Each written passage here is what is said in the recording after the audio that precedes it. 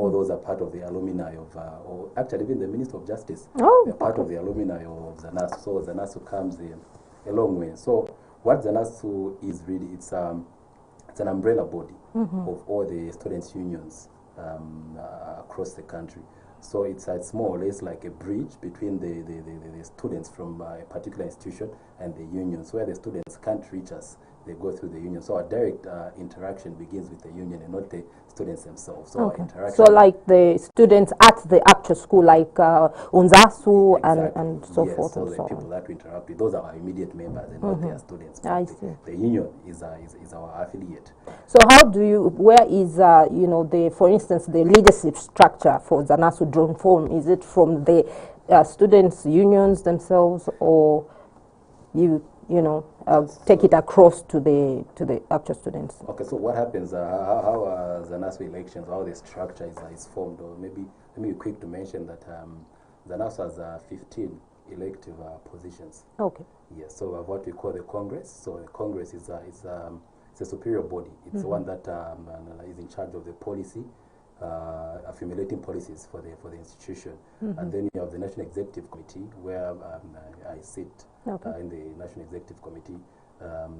That now that's executive that is in charge of running the day-to-day activities of ZANASU. So how you get to be part of ZANASU is that there's what we call Special Congress. Special Congress, that's why we have all the students' unions, affiliate members of ZANASU gather. So what we do is the Congress, in consultation with the President, they will set a date as prescribed by the Constitution when we should have the election. And then the 4 union members are invited from all affiliate institutions. So what happens is that if we're going to invite an institution, for instance, we invite UNILAS, University of Lusaka, to come and to attend, since they're our affiliate, to attend the Congress. So we invite 4 members, and we're a very gender-sensitive institution. So it's going to be 2 male, 2 female. So now it's at the mercy of the President and his team, whether they want to send the current union to come and represent them at the Congress, or they're going to nominate 4 students from ordinary students. So it's there we don't dictate who they should bring, but our invitation only goes to 4 members of the particular institution. From there, that's where now those members are eligible to vote and eligible to contest the ZANASU elections. So that's how the structure is formed. So for instance, so the Congress has 4 positions. So we have the Congress chairperson, we have the Vice Congress chairperson, we have the Secretary Administration, and we have Secretary Logistics. And then when you go to the National Executive Committee, we have the President, we have the Vice President, we have the Secretary General, we have the Deputy Secretary General, we have the State Secretary for Finance and Investment, we have the State Secretary for Gender and Human Rights, we have Information and Publicity, we have Sports and Culture, and basically that's the structure of ZANASU. And then the Congress itself. So Congress is made up of now it's more or less like it's a superior body. It's one that makes that can amend or pass any policy that governs ZANASU. So the members of Congress are as chaired by the 4 elective, together with now all the affiliate members. That's what makes up what Congress is. So that's a board that is superior to make all the adjustments that the Constitution or any policy amendment that needs to drive ZANASU going forward. Great stuff. So this is extremely well organized. Where are your offices? We're currently operating at Chazi House. Okay. Yes, that's where we're currently operating from. But we're still trying to see where we're trying to relocate from there. Okay, great stuff. So just in 2 seconds, a little bit about yourself as your president. Where is he? You are acting president. Yeah, I don't know if it's fortunate or unfortunately. My president is out of the country. For you now in this space, fortunately. Whoa, yeah. My president is out of the country, so I'm sitting in as a president as prescribed by the Constitution. Okay. Legally, I'm the vice president, elected vice president. I see. Okay. Yes. So I'm Stephen Musonda Kanyakula, vice president for ZANASU. I'm currently studying a Bachelor of Medicine and Surgery. What else? Where? Oh, at the Levi Monawasa Medical University. Okay. Yes, prestigious Levi Monawasa. Oh, yes, absolutely. Yes. Yeah, so I'm a founder of the network that we call the Zambia National Students Union Women's Network. I think I'll be able to touch it later on. Women's Network. Yes, I'll be able to touch that later on in our discussion. And I'm also a country coordinator for the Girls Back to School, so you can see I'm very passionate about extremely passionate about the women. Yeah, so I'm a country coordinator for that. That's a program led by World Education Fund, Global Education Fund rather, and the All Africa Students Union. So I'm coordinating that program here in Zambia. And also UNICEF. It's also there's a UNICEF, ASU, and Global Education Fund, and also ZANASU. So I'm coordinating that program here in Zambia. So basically, that's great stuff. And you know, you keep saying later on you touch on it, but I insist. Why the insistence on the girl child or female? Oh, well, why we together with the team I was working with, why we arrived at the women's network, because what I've seen is that I'm sure you can testify at some point once in tertiary education, you note that when it comes to student politics, the majority that are in forefront of the student politics are just the male flock. It's us, it's us the guys. And if at all you're going to have the females that are going to aspire for any position, it's like, no, they'll go maybe want to be a committee member, or I just want to be an IPS, just those low positions. Not that they're not they're not really relevant, but we just wanted to a female going to aspire to for higher position.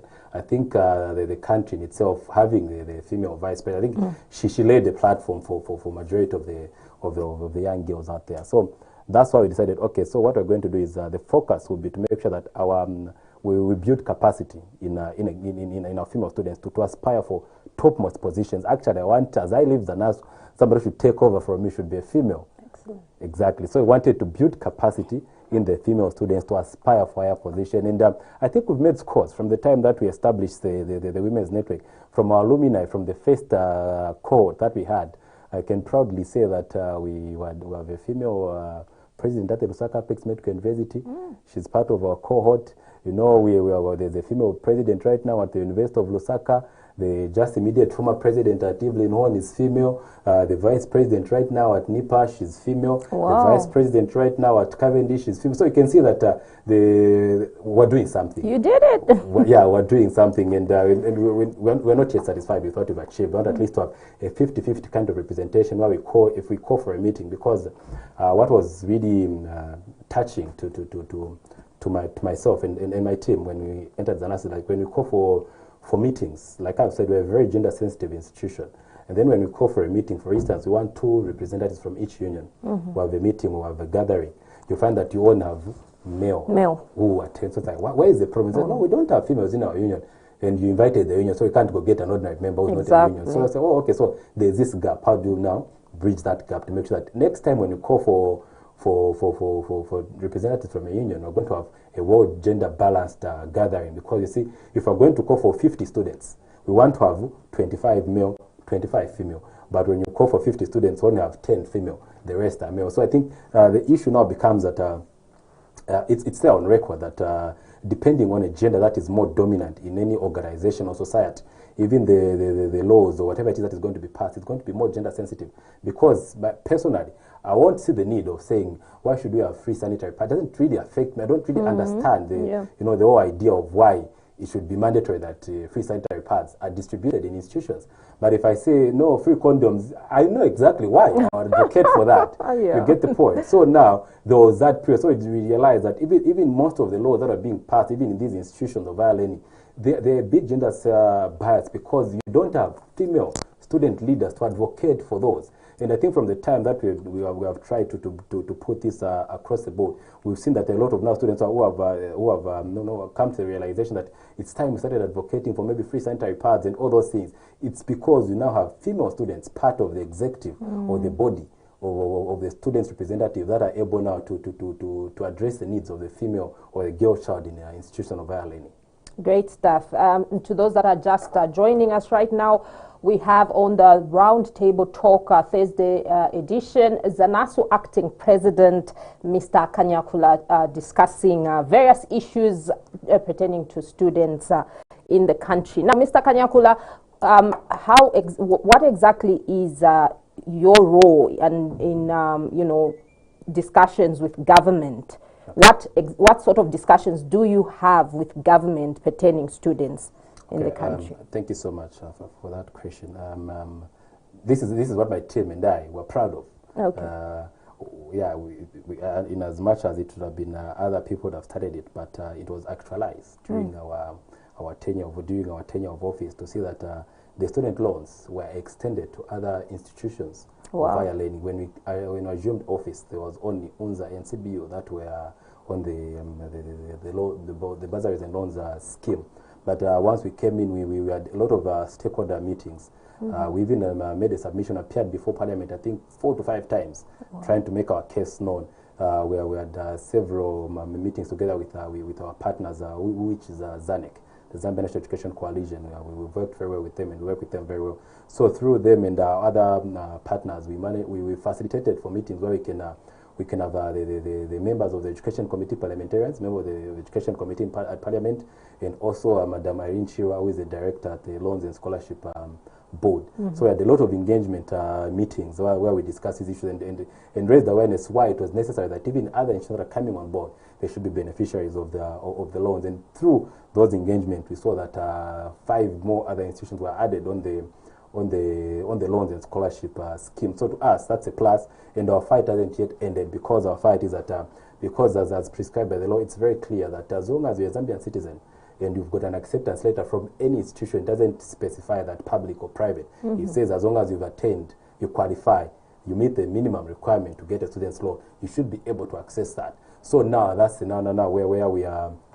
That's the direction we're headed, to say that before the end of this year, before we leave office this year, we want to have at least even 2 or 3 private institutions come on board. What's important is that they start. Even if you're going to pick 1 or 2 institutions and then you're going to give even just 2 or 3 students that are benefiting, what's important is that it means there's a commitment, there's a will by the government to show that going forward, even our colleagues from private institutions will be able to access these loans. I must make mention that having a both background of coming from a private institution and also being at a public institution, I understand that not everyone who is at a public or private institution rather is come from a family that is very stable and able to can manage.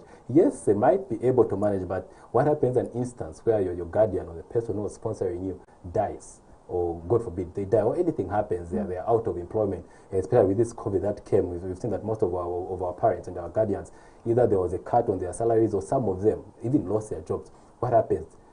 Somebody's already in their 4th year or 5th year or whatever it is that they are studying, they should drop out because they don't have a guardian. So our approach has always been that in as much as we're advocating for the student loans, it should be based on, the loan should be awarded based on individual's need, because if you're going to say one shoe fits all, then again we're missing the point. We might not attain the numbers that we want to attain and the numbers that the targeted numbers that we want to reach, because if you're going to say everyone, let's give them 100% tuition fees, accommodation, all those other things, or let's give them 75 or 50, I think then we're just using an assumption that everyone needs this. But when one is applying based on their need, you see that you'll be able to cater for a loan, because the fact that someone knows that I'm supposed to pay back this money, and it pains. I've seen most of my friends, my colleagues. It's fun. The other time I was having a conversation with my colleague.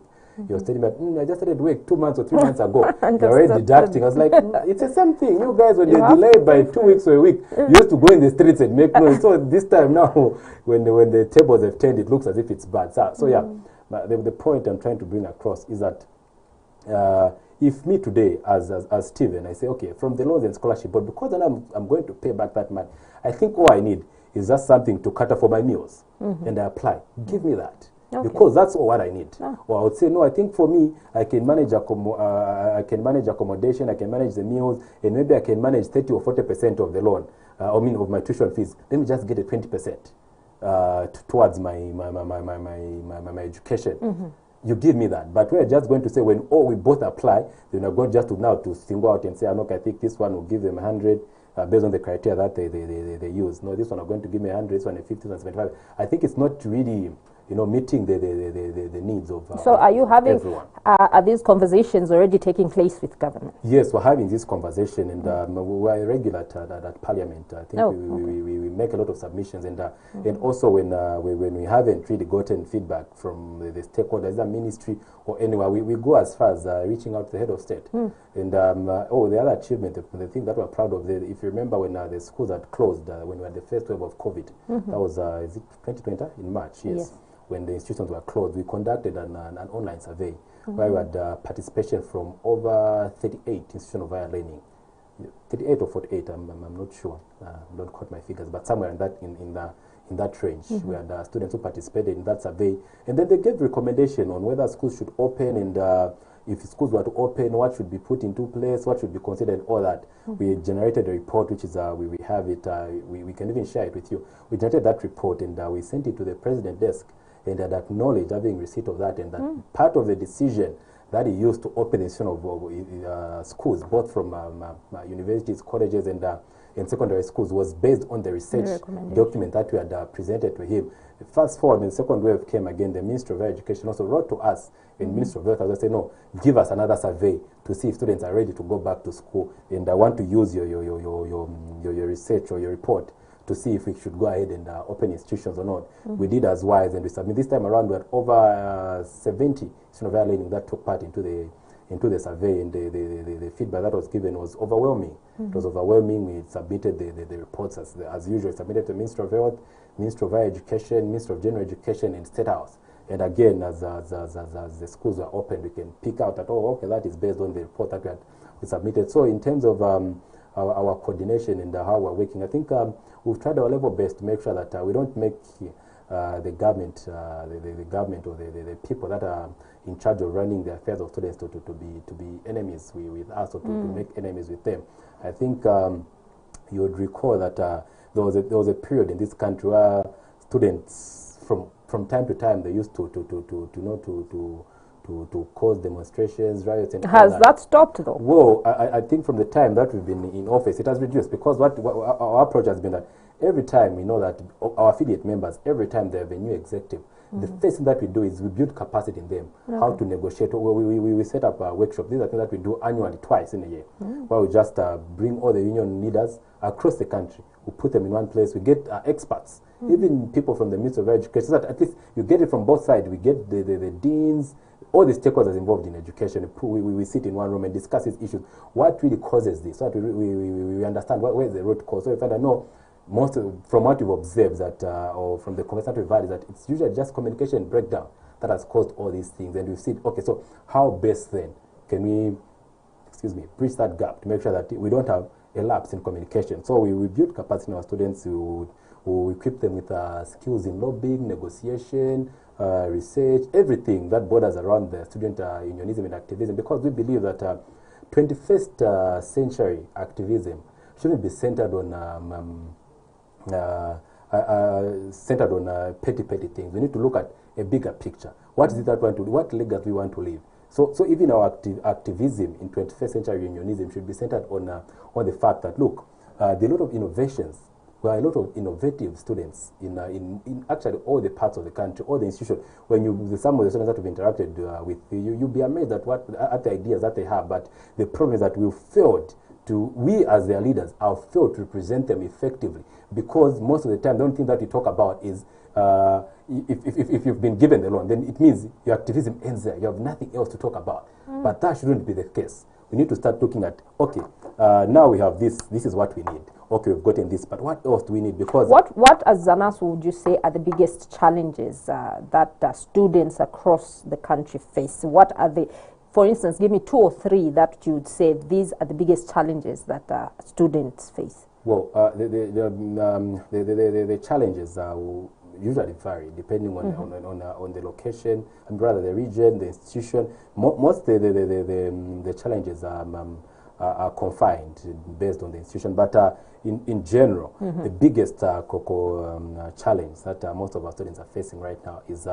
one, tuition fees, because we find that tuition fees in most institutions are hiked.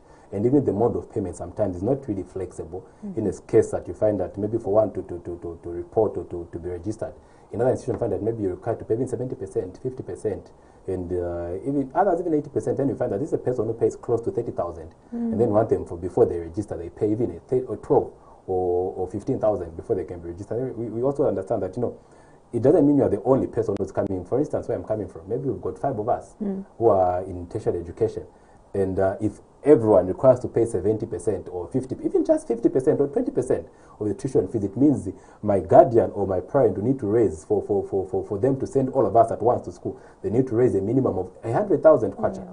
You understand? So that has always been a challenge, and that's the reason why our cry and our plea has always been that we want these laws to be distributed to everyone. And I'm glad. I think the other day I was trying to look at the manifestos of the major political parties that we have in Zambia. My interest was only in education, nothing. The other parts I'll have to read later on. But what is at my center of my heart is education sector, because the people I represent come from that sector. Right. So I think I was happy to see that in the UPN, they're saying they're able to offer free education from primary to tertiary education, which is good. I've also seen the PF, they're saying is it possible for there to be free education? Well, I'm not a spokesperson of either of the political parties. In your view? But in my view. In your intelligent view. You are president of ZANASU, you are very intelligent. Your opinion. Thank you. I imagine that ZANASU is not just going to pick on anybody to represent them at such a high level. True. Well, free education is not feasible. But extension of the student loan to private and to private institution looks more feasible. Because the cost of running an institution is very expensive. Even with the grants that are being given to institutions, you see that they are still able to say no. The University of Zambia, if I'm not mistaken, at the time I said it was almost bankrupt. I read in one of the tabloids. It was almost bankrupt. Going back to your question, so some of the changes that we've observed, so that is one of them, the tuition fees. The other one is our students are being equipped with the knowledge, the technicalities of all the education, the knowledge that you might get as we are in pursuing these different programs. But there's one part of it that has not been inculcated into our students, is how to survive after education. No. You see, we have a lot of graduates. That's the reason why we say no. I don't know how many people out there who are unemployed. And truth of the matter is, there's no government here on earth that is going that can absorb all the graduates.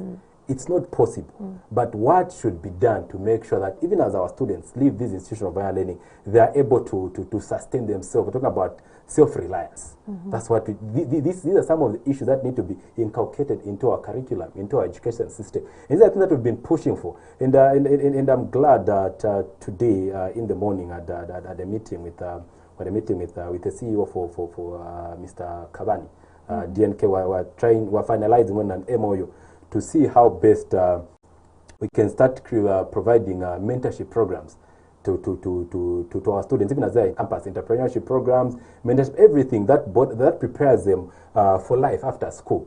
Because not everyone's going to be absorbed. And there are a lot of people who've got very brilliant ideas that just need to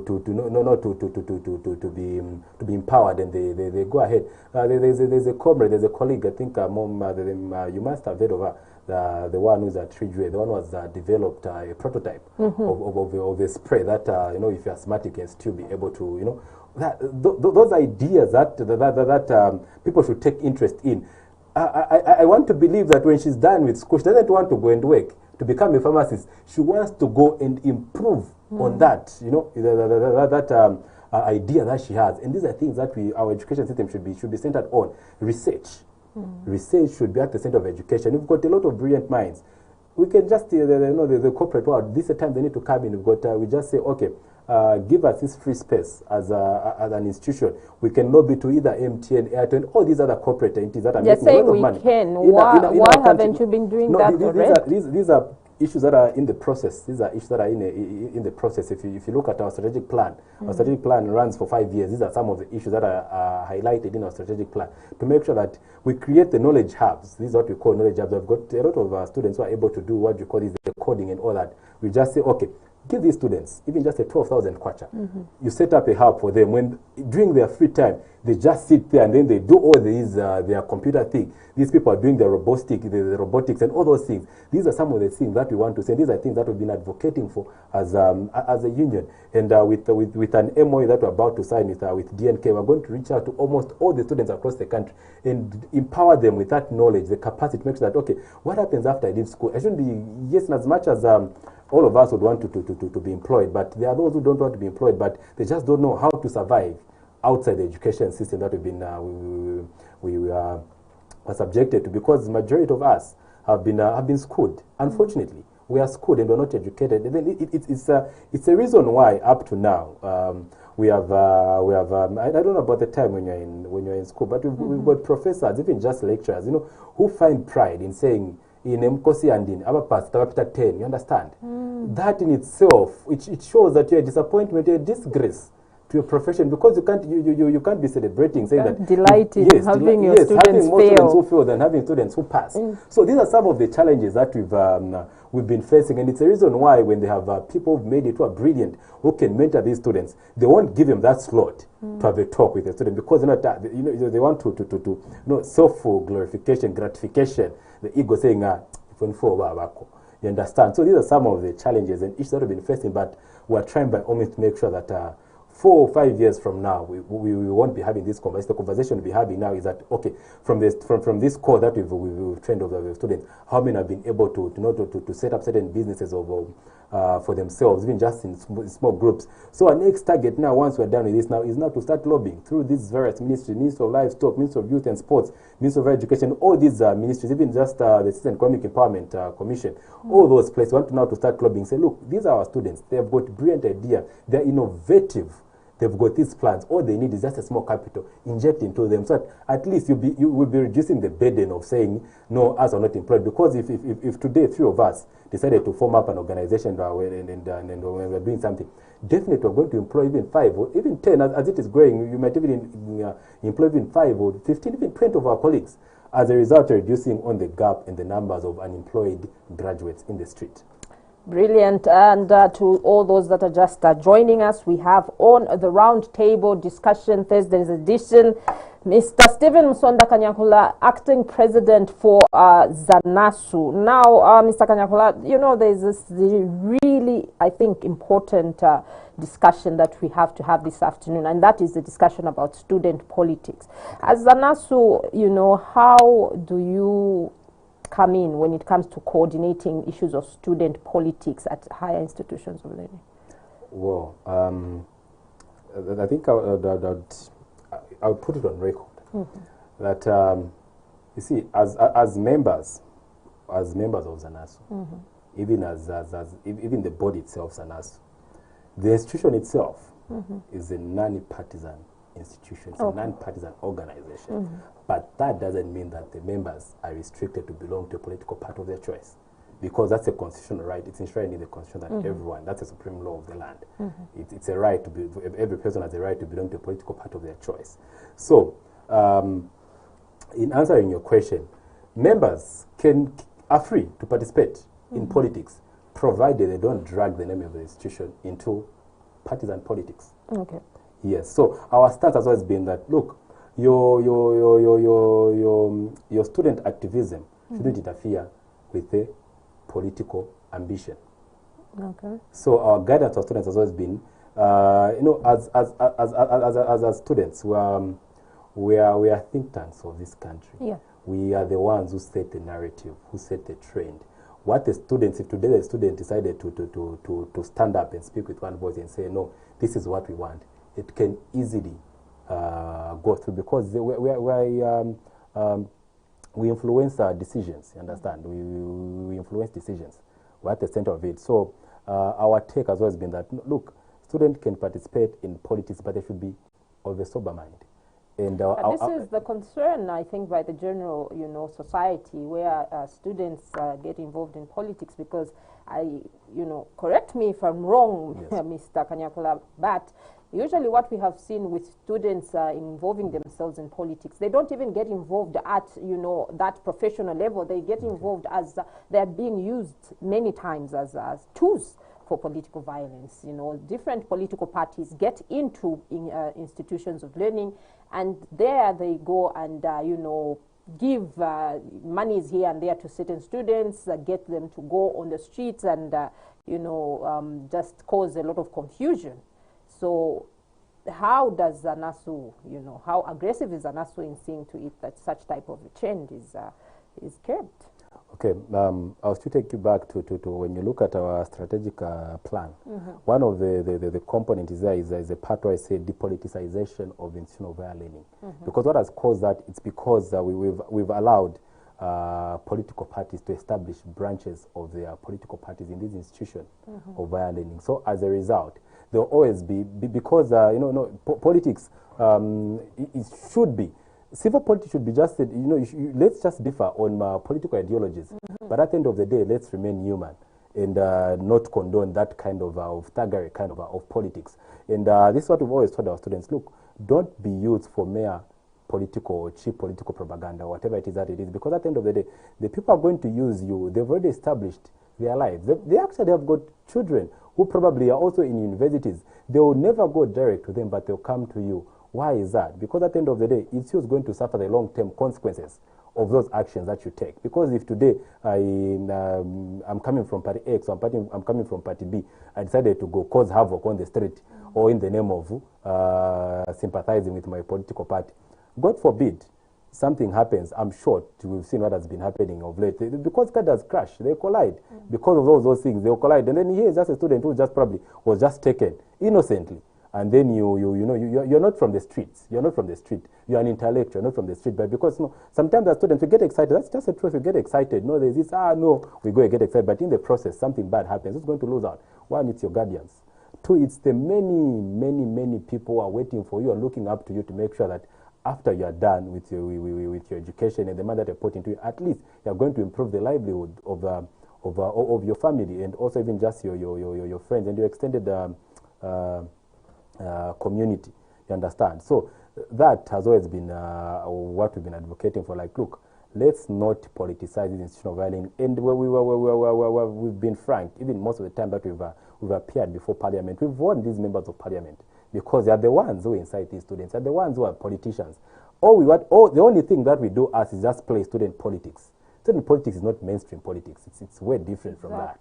It's way different from that. But when politicians want to bring mainstream politics into the institution, then at the end of the day, they will go and say, no, these students are acting in a thuggery way, they are barbaric and all those things. They'll forget that it's because of them why those students are behaving like that. Because Mr. Kanyakula, I think that everybody has this, by the end of the day, you can come to me with a proposal and it's up to me, especially that I want to believe that people who go to higher institutions of learning, these are considered adults by the end of the day, and they are also not just average, because for you to, for instance, gain entrance at the, prestigious university that you are at now, or UNZA, or there has to be a level of, intelligence that you possess. So why do students allow themselves to be used as tools of political violence? I remember the head of state, President Lungu, said that you shouldn't allow yourselves to be used as tools of political violence, because by the end of the day,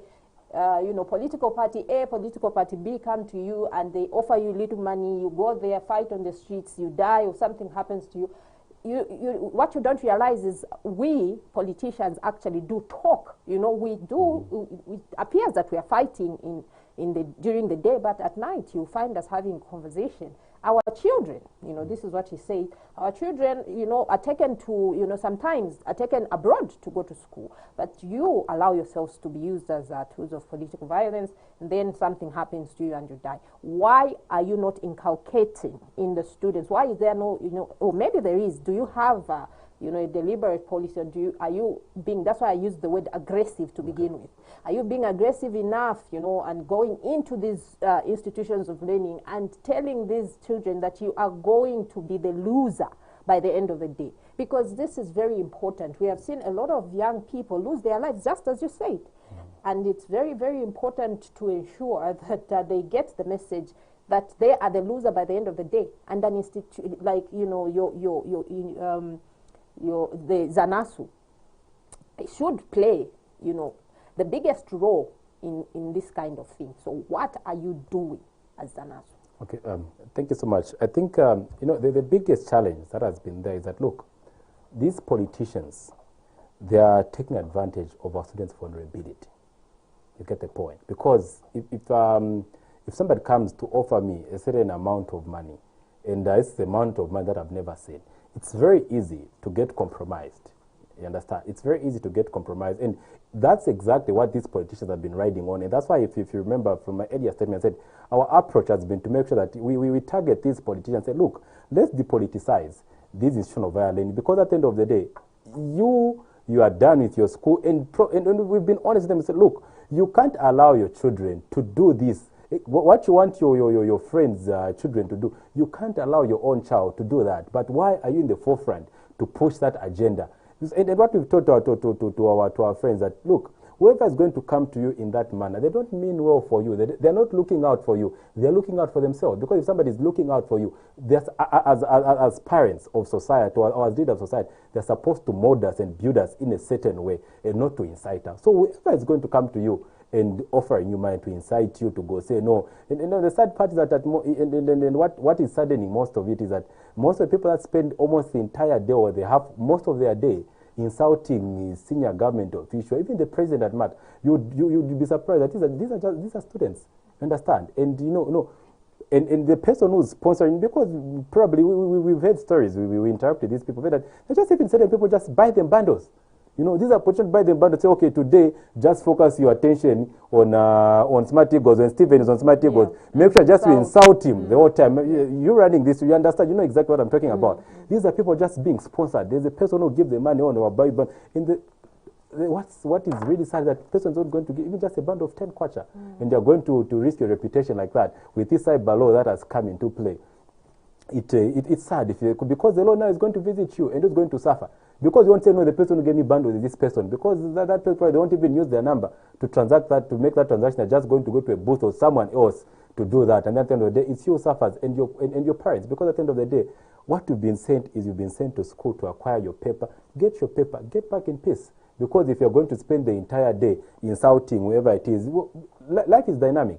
Today the same people might be sending me to go and insult this person.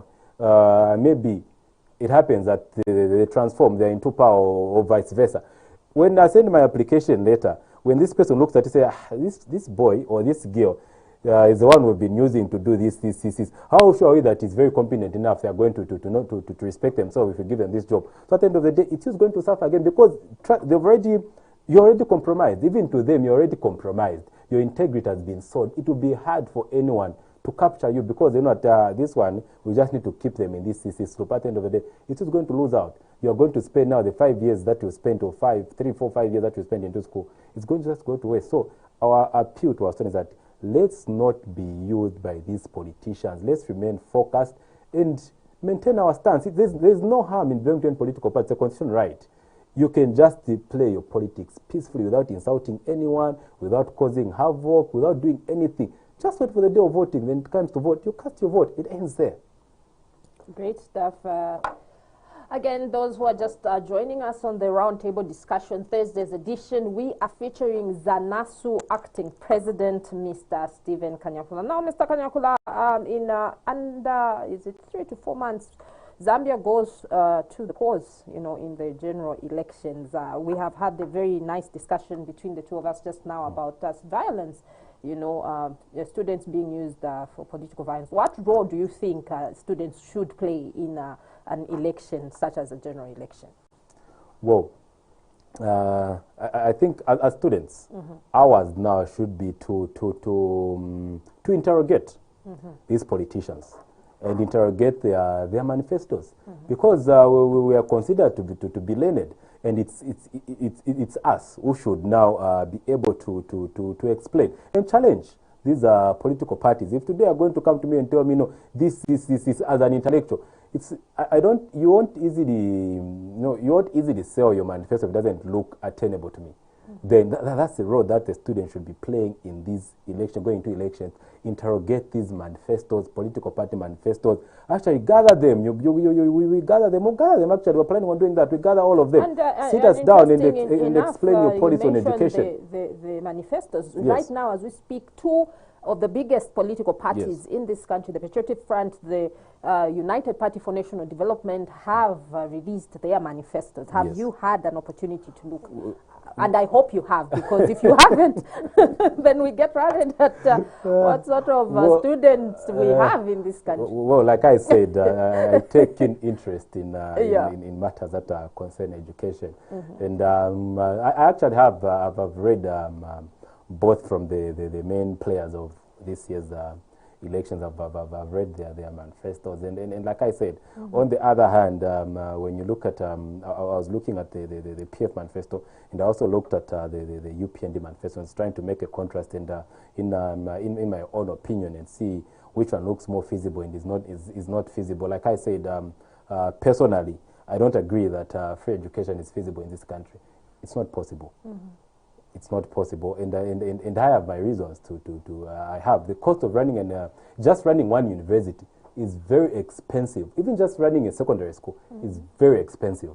Just the cost of running one. Now we have right now we have over 7 public institutions, and that free in itself says it even goes to private. It doesn't specify that free education is only for public institutions, unless if there's a part that I missed from there.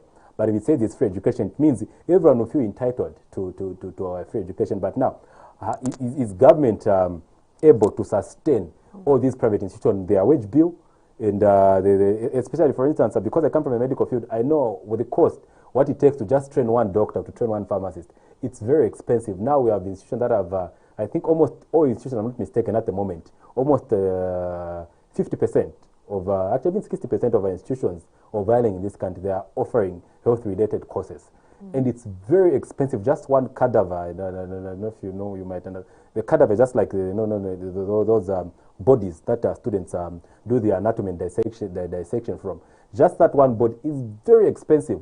Now imagine for every 5 students, actually the minimum is, yes, the minimum is 5. For every 5 students, you need one cadaver, and that's just for one intake. So you see that maybe on cadavers alone, you'll be spending close to at the end of the year, close to millions of kwachas. That's just on cadavers. Now let's go back to the wage bill. The wage bill is also another case, and all those other things that come with running the education sector. Yes, in as much as it sounds good. It sounds good, but for someone who's been exposed and have been privileged to attend a lot of meetings across Africa and across the world, I've been privileged to attend some of these education summits and have interrogated a lot of learned people. And everyone has said free education is not feasible, especially for a developing country like ours. Free education is not really feasible. When so, it comes in to short, as a student, who is learned and who has had an opportunity, to, as you are saying, travel and listen to many, presentations, are you saying you feel insulted when you read a manifesto such as that of the UPND, specifically on the issue of free education? Well, and what would you, if you were to sit with Mr. Hichilema on this table, for instance, what would you say to him,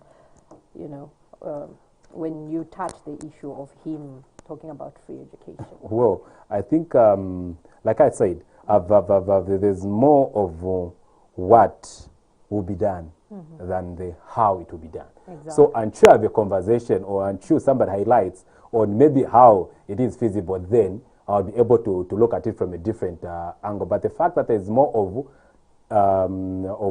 it being attained and not how it's going to be attained, then there is a challenge. So maybe the only issue we'd want to interrogate is how they are planning on doing that, because like I said, we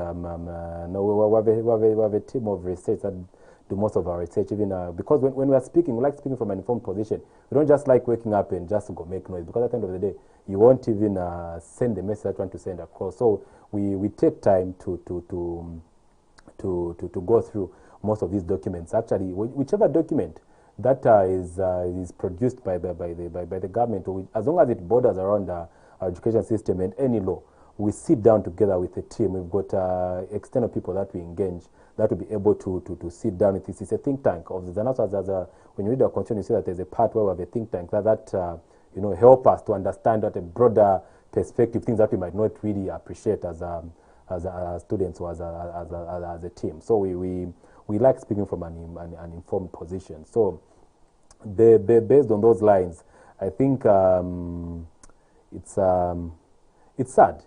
it's quite sad that we can be talking about free education without giving an alternative. Things that are, in short, things that are not realistic, maybe? Yes, it's in as much as, we are trying to win the masses, it's also important to be realistic. That's the reason why the stance that we're taking now is that we're starting with PF. We're going to interrogate their manifesto bordering around the education sector, and we're going to make them sign a social contract with the students across the country. Sign a social contract. You've said they're going to do A, B, C, D, A, B, C, D, A, B, C, D, A, B, C, D. Sign a social contract with the students. This is going to be binding, so that next time, once if you're going to retain your power, we have a document to hold you accountable with and say, no, this is what you said you're going to give the student of this country. From there, you're going to go to the UPND and also interrogate their manifesto based on the education part. It's okay, you've said A, B, C, D, A, B, C, D, A, B, C, D, A, B, C, D. Here's a social contract. Sign a social contract with the students' body and the students of this country. So that if you are going to attain power, we are going to use this document against it and say, no, Mr. President, you said you're going to offer A, B, C, D, A, B, C, D, A, B, C, D, A, B, C, D. And you want to be given a time frame. Even because you don't want to make pronouncements that are not going to be just mere pronouncements, because we're heading towards elections and political parties, it's a requirement by law that they should produce their manifesto. Then they are in a hurry to produce these documents that they know that they won't even actualize. So that's the reason why I want to make sure that they even give us a time frame. Say, okay, between this period and this period, what will be attainable is that, no, we'll start, if you say you're going to start with maybe 10 or 5 institutions to offer free education, what's the time frame? Is it the first 2 or 3 years you give us in your plan? It goes again to PF. They say they are going to now roll out the loans to even private institutions. So for us now, actually, we're even taking them. Don't wait for election. Don't wait for next year. Start now before the election to show that, so that they show the commitment and the way that they're actually walking the talk and not just producing a document, because they're already in power. They're able to do that. So also going to I'm also going to approach them and say, no, this is what you're saying. You're saying you're going to do A, B, C, D, A, B, C, D, A, B, C, D. So our next engagements will be with political party secretary generals to make sure that we sign a social contract with them and we interrogate them on their party manifestos and what they intend to do and when they intend to do it. So that at least we have a clear roadmap and not just saying, no, we're going to do this, not a proper roadmap. Because they say, no, the fact that it's there doesn't mean we'll do it there and then. Because, politicians can be smart. I might not really want to quote people here, but a lot of things that we have promised this time around, I should be accessing Wi-Fi for free here, but I'm unable to access it. You get the point. But no, the response was, no, I can. You see, so those are things that we don't want to see going forward as a student movement. We want a clear roadmap. Excellent. So you've talked about some parts of the UPND constitution in regards education. You've also had an opportunity to look at the PF manifesto, I trust. Yes. What has it got to say? Well, and what is your comment? My comment is, like I've said, I like the idea of saying in the 20, because we can't hold them accountable for the 2016 to 2021 manifesto, because there was no part of saying they'll offer free loan, they'll extend the loans to private institutions. But now in the 2021 to 2026, there is that part where they're saying they're going to offer loans to everyone. To me, that now looks a bit feasible, because now these are loans. This is a revolving fund. Yeah. Students, others are getting, when you're done, you start paying back, and it just goes round just like that. It's a revolving fund. That looks it looks more feasible to me. And also when you look at the infrastructure development, like I've said, I think between 2011 until 2021.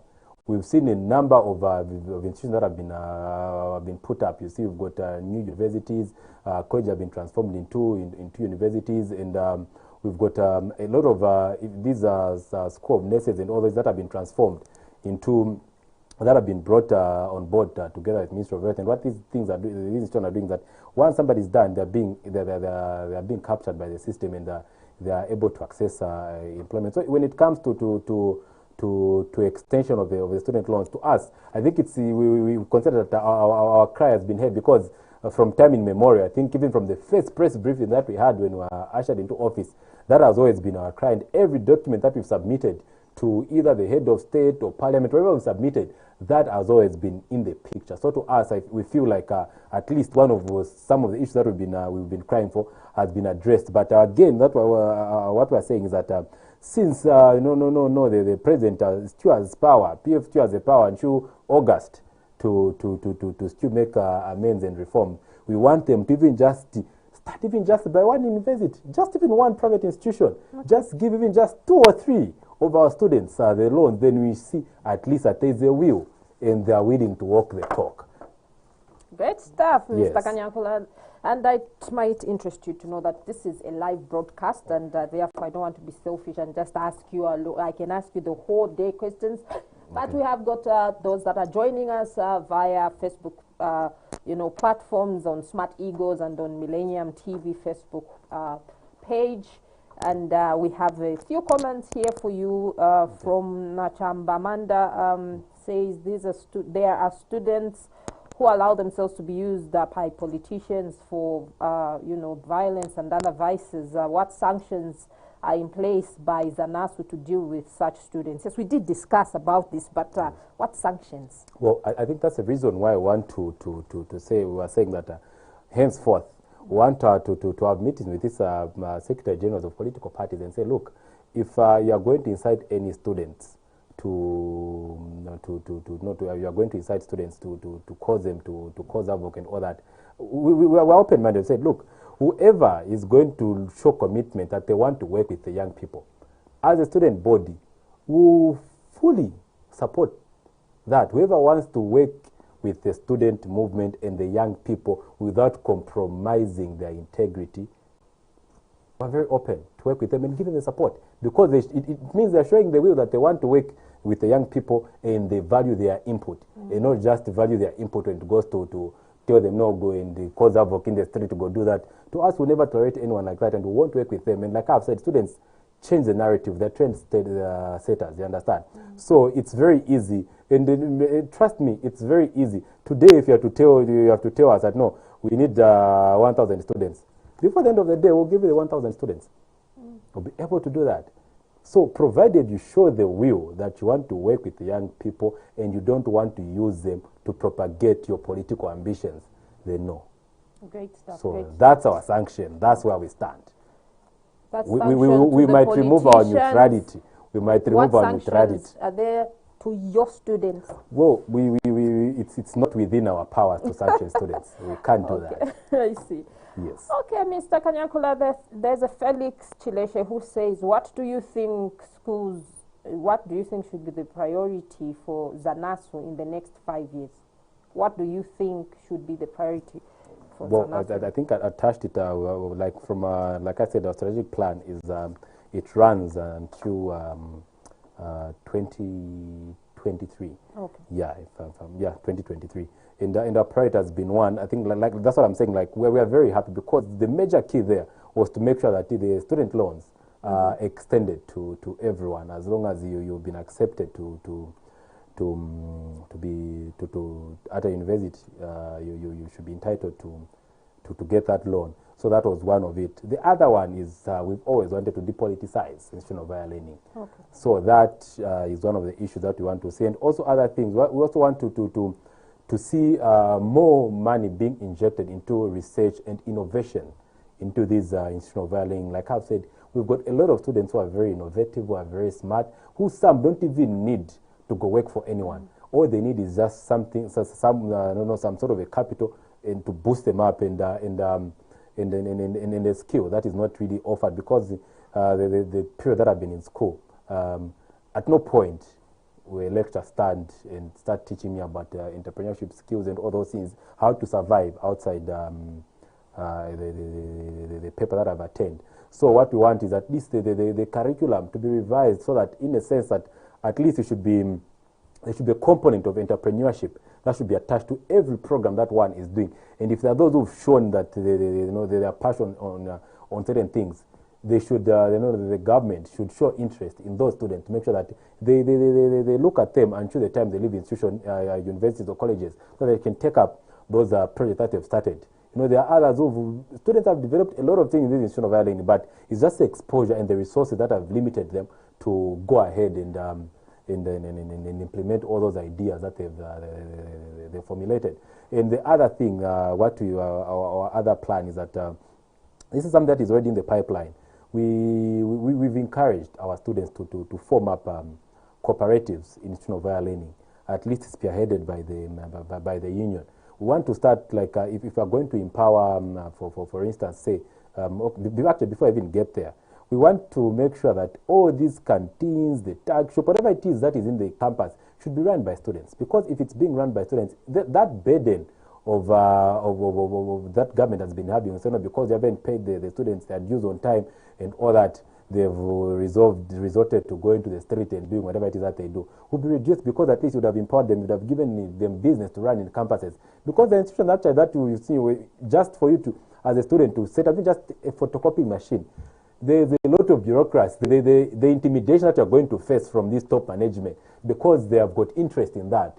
It becomes difficult for a student to set up that. You want to set up that, oh, you want to do that. You will see they start finding faults in you and those. So our focus now is to make sure that all those canteens and what, they are repossessed and they are put in the hands of the students. So the student should start running those canteens and whatever it is, businesses in campus, so that at least they generate something at the end of the day. The other thing, we want to set up, together with the partnership that we have with DNK General Consultants, is that what makes that once our students are trained, because they're going to be trained into various skills, business skills, entrepreneurship skills, and all that, when they set up cooperatives, for instance, they start with maybe 20 or 30 of them. We are still lobbying to see what monies empowerment can be given to our students.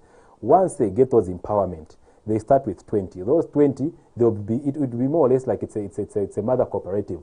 Once they retain the profit, we give them a time frame that, okay, you submit a business plan. Say, okay, what we want to do is ABCD, ABCD, ABCD, ABCD, and we will start generating our profit by this period, this period, this period. So immediately they retain the profit.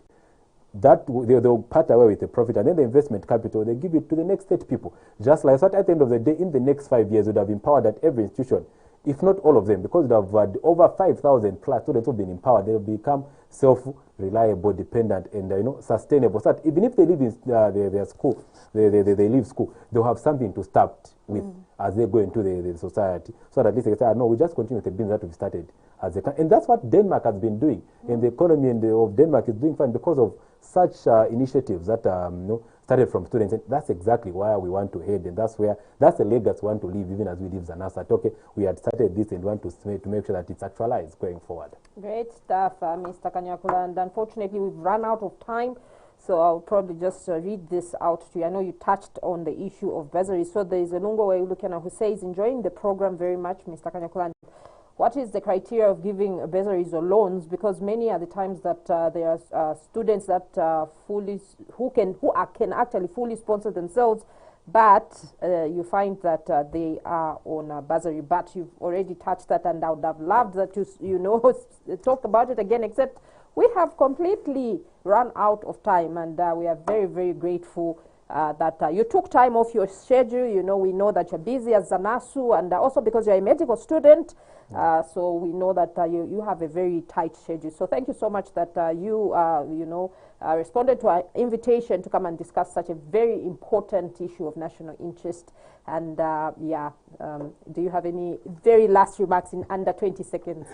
No, thank you so much for having us here. And maybe in conclusion, I want to say is that our students should look out for the partnership that we have with DNK, even as we are going into the National Education Expo that will be held on 20th June this year at Mulungushi International Conference Center. This is an event that they don't want to miss, and most of our students know Daniel Cavani is a renowned entrepreneur, motivational speaker, life coach, and he's a powerful man. And together with his consultancy in the Zambia National Students Union, we'll be signing a memorandum of understanding, I think, in a few days' time. And in that, we're going to make sure that we reach out to almost every student in this country and make sure that we empower them with all the knowledge and the skill that they need. So starting next week, we'll be visiting Institution of Higher Learning. So our students should look out for that, and we'll be calling them to make sure that we sit with them even just for an hour or two, so that we are able to share on what the expo is about and what they expect during the expo, and also the partnership that we've entered into with DNK. Absolutely brilliant stuff. There you have it, our roundtable viewers. Thursday's edition featured Mr. Stephen Musonda Kanyakula, acting ZANASU. I usually say ZANASU, but this is ZANASU. So acting ZANASU president, And until next week on Tuesday, when we bring to you another exciting guest on the table, my name is Nakiwe Simpungwe. Good afternoon. It has been an exciting journey on the Roundtable Talk. We have featured a host of high-profile individuals such as cabinet ministers, permanent secretaries, directors, and a host of other high-profile guests. As we proceed with the Roundtable Talk, we would like to announce that it is now going mainstream. Yes, you heard me right. Going forward, the Roundtable Talk will be broadcast on Millennium TV, Channel 95 on the Topstar decoders, on YouTube, and as always on Smart Eagle's Facebook page. Join me every Thursday at 15:30 hours as I bring to you more and more exciting guests for more information, entertainment, and education. I'm Nakiwe Simpungwe, your host.